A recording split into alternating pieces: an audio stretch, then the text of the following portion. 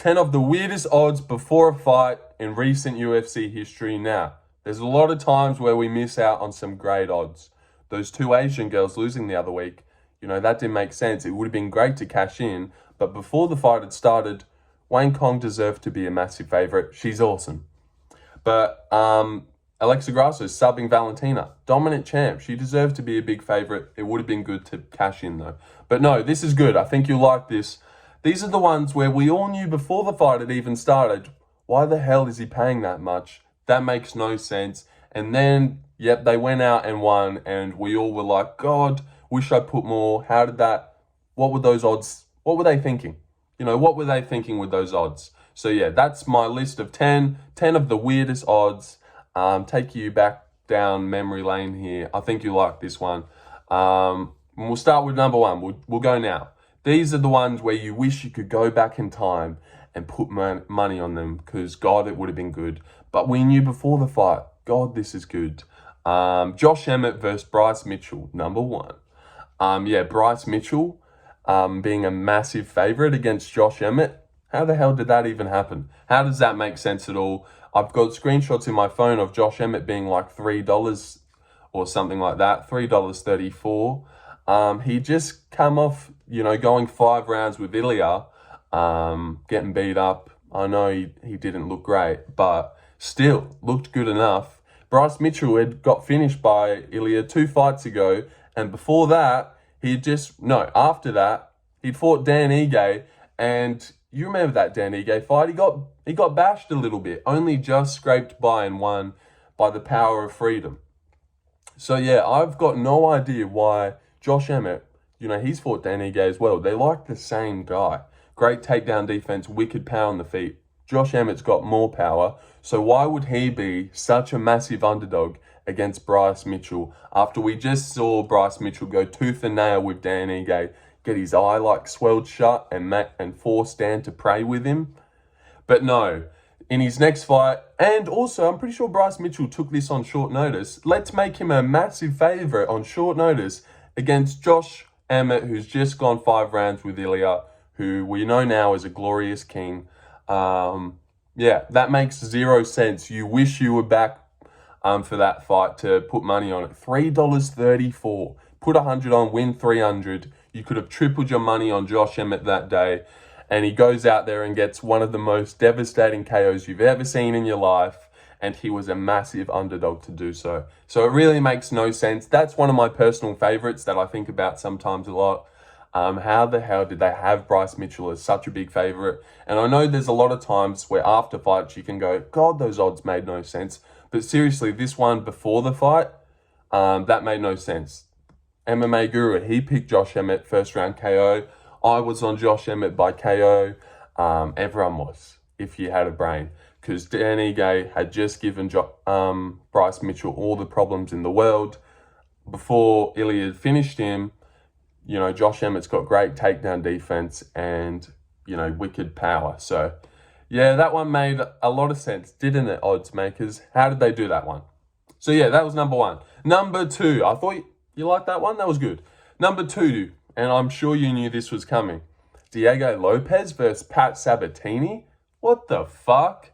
How the hell did they have Diego Lopes as a slight underdog, like the whole build-up and going into the fight, before the fight started, as it closed, Diego Lopes went into this around $2, $2.10, $2.20. How the fuck did they have him as an underdog against Pat Sabatini? Who the fuck is Pat? We know Pat, but seriously, who the fuck? Obviously, Diego Lopes come in, gave Evloev all the problems in the world, and then got that sick triangle against Gavin Tucker. But no, it's Pat Sabatini, who had just got squashed by Damon Jackson. He's the big favourite. Well, not big favourite, but yeah, we'll make him the favourite. He probably wins this one on Jiu-Jitsu. No, we just seen what fucking Lopes did to Evloev. Why the fuck would he lose to someone like Pat Sabatini? That makes no sense. Shout out to Guru again. He was even tweeting about this one. Everyone go make some money. We all made some money this day. That made no sense. Seriously, no sense that made. Comes in at $2.10 against someone like Pat Sabatini. Gets KO'd instantly. does Pat. Yeah, good job, Diego Lopes. That made no sense. Seriously, that made no sense. That's a good one as well. Slight underdog, Diego Lopes. Imagine getting Diego Lopes a good money like that against someone like Pat. Fucking hell, that's crazy. Number 3. And now this one I actually don't think is the best one. Benoit Saint-Denis versus Dustin Poirier. Now, Dustin Poirier was a $3 underdog. Great money for someone like Dustin. And Benoit, I get the idea that he was a lot of momentum. I think Poirier was coming off getting head kicked against Gaethje. But Benoit, like, who would he really fought? Yeah. He got scrappy with Moises in the pocket. To me, that was like, oh, he's not going to handle Poirier's boxing. He got smashed up at welterweight on short notice against Alesiu. And then some good wins. Gabe Miranda, Matt Frivola, Moises. It's like, just standard guys, good guys. But did he have to be like $1.30 against Dustin Poirier? That doesn't make too much sense. But I get this one. This is more of in hindsight. Obviously, Poirier won. I'm sure a lot of people that picked Benoit for this is kicking themselves for picking Benoit. This is definitely more of a hindsight one, whereas Diego Lopes, we all knew.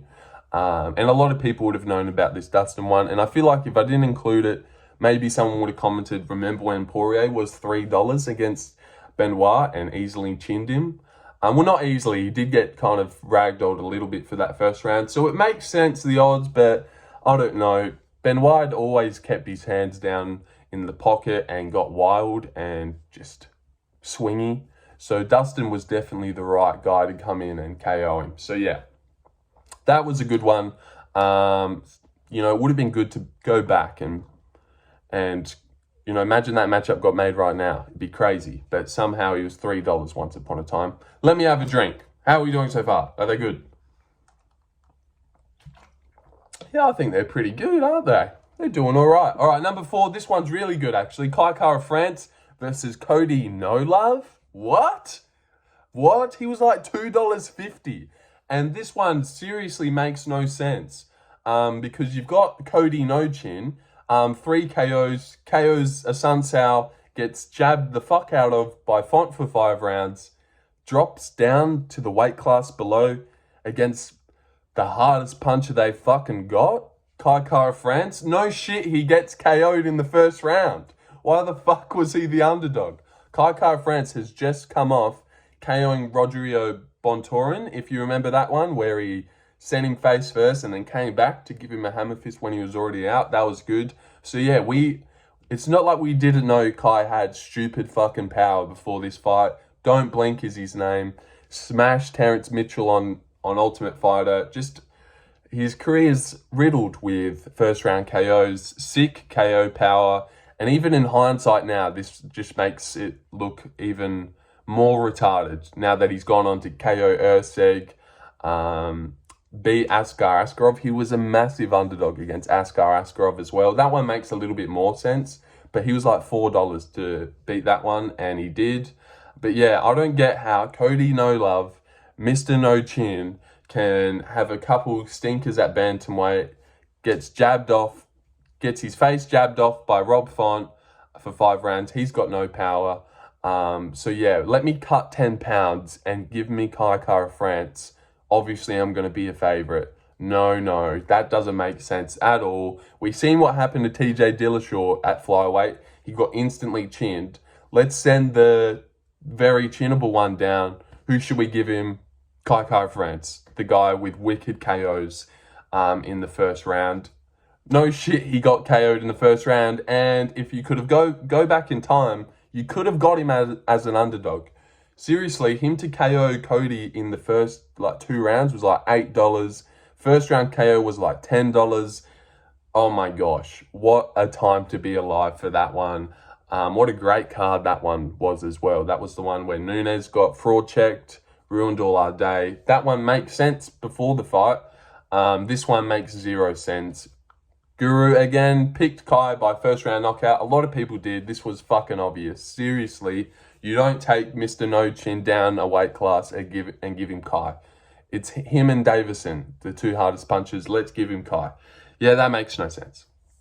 Number 5, DDP, Dricus du Plessis versus Brad Tavares on the come up. Now, Brad Tavares is definitely a very tough matchup for Dricus. I get this one a little bit.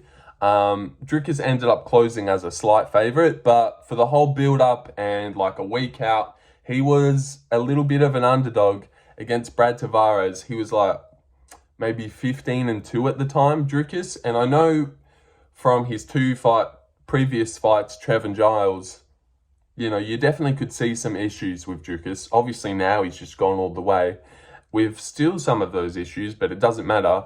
But before that fight, I was really on the belief that this South African freak of a man, athlete, obviously he looks a bit goofy, but he didn't come all this way to just lose to like a journeyman like Brad Tavares. That was my thinking. Slight underdog, closed as a favourite. Just would have been good, thinking back in time. Would have been good to get Dricus at some good odds. Ian Gary was on this card as well. What a great card this was, actually. Dricus was like the second or third fight. But yeah, Dricus du Plessis as a slight underdog against Brad Tavares. I know that's a terrible matchup for him, and he did go tooth and nail with the guy, so I get it. But just, think about that. We got Dricus at those odds once upon a time against Brad Tavares. That's not a tough one. Him against Whitaker, I get it. Just, it's a bit sad that we could have just followed Dricus the whole way to the bell at all those good odds that he was. But we didn't. We didn't do it. So that's all right. Number 6, Kevin Holland versus MVP. Let me fix that there. All right. Yeah, Kevin Holland versus MVP. What the fuck? That one makes no sense. Let me fix that. MVP as a slight underdog on his debut in the UFC against someone who doesn't try, like Kevin Holland. What the fuck, man?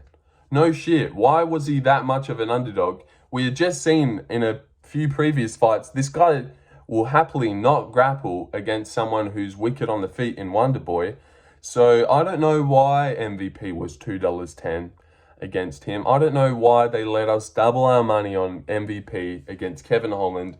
We then went on to see him make Ian Gary look silly on the feet as well. So no shit, he was kind of going to embarrass Kevin Holland, who is happy to not try. What were they thinking? Really, what were they thinking? Sick KOs and highlights on the regional scenes. We all knew that MVP was good, and I know he's old, but we still knew he was good, surely good enough to beat Kevin Holland. Why the fuck was he the underdog? That makes no sense. That makes no sense, no. All right, number 7, I think. This is a good one. Jean Silva, the Lord himself, Jean Silva versus Charles Jourdain. Hey, Jean, how are you? How the fuck was Jean Silva the underdog against Charles Jourdain? Charles Jourdain is like a 50-50 fighter, loses to Sean Woodson, gets figured out by these other guys. No good wins, really. Gets scrappy. Jean Silva, you could say that we didn't know yet, but we fucking knew. That one against Weston Wilson, he had aura off the charts, but I know it's Weston. But have you seen, go look at his regional KOs. Go look at Jean Silva's highlights before he came to the UFC. They're all brutal, flatline KOs, just vicious highlights of him fucking taking people out of consciousness. No shit, he was going to beat Jourdain. What, because Jourdain never got KO'd in his career? He wasn't? Yeah, this made no sense. He was like $5 to get a KO. I was telling everyone I knew about this one. He just had too much aura against some guy who's 50-50 in his career. Loses to Sean Woodson, win one, lose one. Who did he lose before? I think he'd come in 2 in a row. I'm not sure. But yeah, Charles Jourdain is just, a good guy, good fighter, hot girlfriend as well. Just not good enough to be a favourite against Jean Silva. We know who Jean was. And then Jean Silva goes out there, drops him in the first round, makes it look easy, then KOs him in the second round with ease. And then he opens as an underdog against Drew Dober. Yeah, that one stood out to me as well. I made some good money that time as well. Couple of as wells. But yeah, how the fuck was Jean Silva ever an underdog? Now all we'll get from him is a massive favourite. But yeah, once upon a time, he was a good underdog against Charles Jourdain, someone who's not that good. Yeah, so that's a good one as well. Number 8. Isaac Dulgarian versus Francis Marshall, the Fire Marshal. Yeah, I don't understand why 5-0 prospect Dulgarian with sick wrestling, all first round finishes comes in against Francis Marshall and they're like, well, he probably doesn't win. Yeah, he probably wins. He's a big prospect. Francis Marshall's just some fucking guy. Some fucking fire marshal. He was coming off the split decision win against loss against William Gomez. I know that looks pretty good. William Gomez is decent. But yeah, Dulgarian's a finisher, a first round freak. $2.40? $2.30? Wow, you could have doubled your money on Dulgarian. And then he opens up against Brendan Marotte as one of the biggest favourites in UFC history. But once upon a time in his debut against someone who isn't really that good, Francis Marshall, yep, he is a big underdog. Yeah, that makes no sense. Sorry for the coffee. I just choked myself. Okay, let's move on. Number 9. Number 9. Blake Builder versus Shane Young. Shane Young sucks. Shane Young sucks. Why would you have 8-0 Blake Builder who'd had a lot of finishes? You know Blake Builder, that's the guy with the cool jiu-jitsu videos on Instagram where it's all sweaty. But if you don't know Blake Builder, he also is in the UFC. Contender Series, subs a guy, good jiu-jitsu, 2 TKOs before that. Debut in Australia, Shane fucking Young, and he's the slight underdog? What the fuck? That was an easy underdog for everyone who was there. Well done, everyone. All right, number 10, but also we'll go number 10, honourable mentions. Could chuck any one of these here. These are my honourable mentions. Good list so far. I feel like this was a cool video. But yeah, honourable mentions, Alban Elliott versus Preston Parsons this year.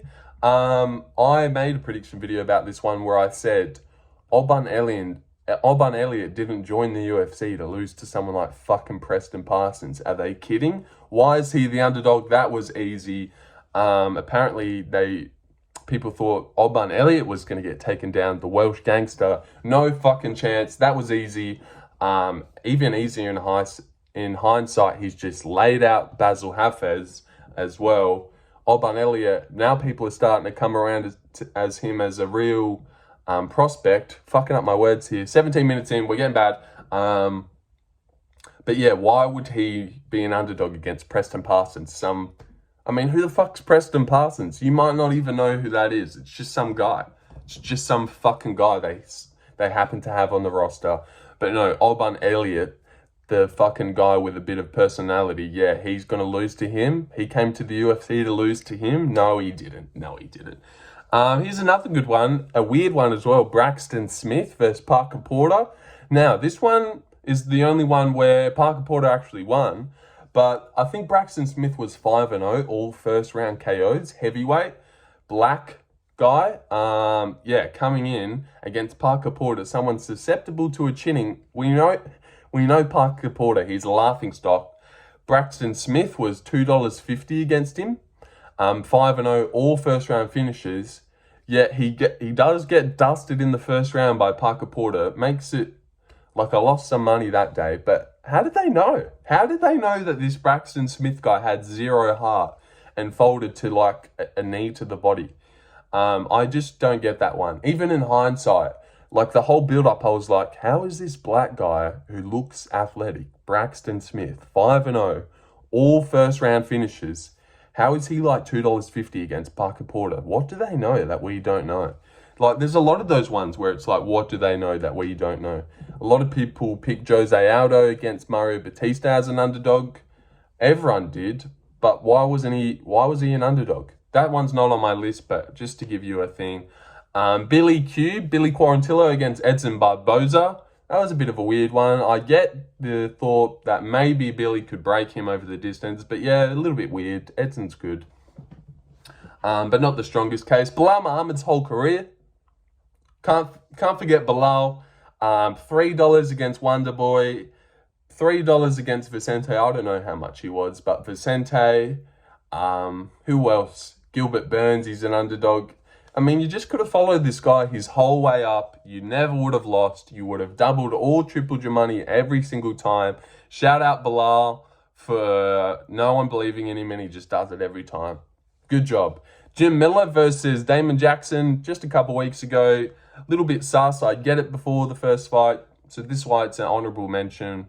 Weird odds. Definitely weird odds, but I get it. Jim Miller's beat up Anthony Hernandez. Alexander Hernandez, sorry. He hasn't beat Fluffy, I don't think. But yeah, Jim Miller's lost to Alex Hernandez. Damon Jackson beat him. So maybe that's what they were doing, but I don't get it. Font versus Kyler Phillips, that's like a big odds one, but I really thought Phillips would win that one. So yeah. And Yan Jourdain, she's a good girl of mine. This one you probably won't agree with either. Her versus Mackenzie Dern. She was $3, 5 rounds. She does get taken down, so I get that one. But then in her next fight, Jessica Andrade, she was like $2.50, $10 to get a knockout. Yeah, I ate that up. Yan Jourdain's my girl. But yeah, I just chucked that in for no reason. That one doesn't really make sense. But yeah, what a good list. And what a good idea. What a good video. If I had some editing, maybe I would be like, and then we know what happened. Bryce Mitchell got one of the devastating KOs. And then boom, I'd cut. You'd see the KO for a second. But yeah, I can't edit yet. But I will really try and learn and make some good... I might even do this video again, like after Christmas. Maybe I've got a laptop. I've worked out how to edit. And I'll just do this whole video again because it's a great idea. And I wanted to get it out. Fun video. You're welcome. You're welcome for that fun video. There's some good one. Josh Emmett, massive underdog against Bryce Mitchell. What the fuck? Diego Lopes, slight underdog. No.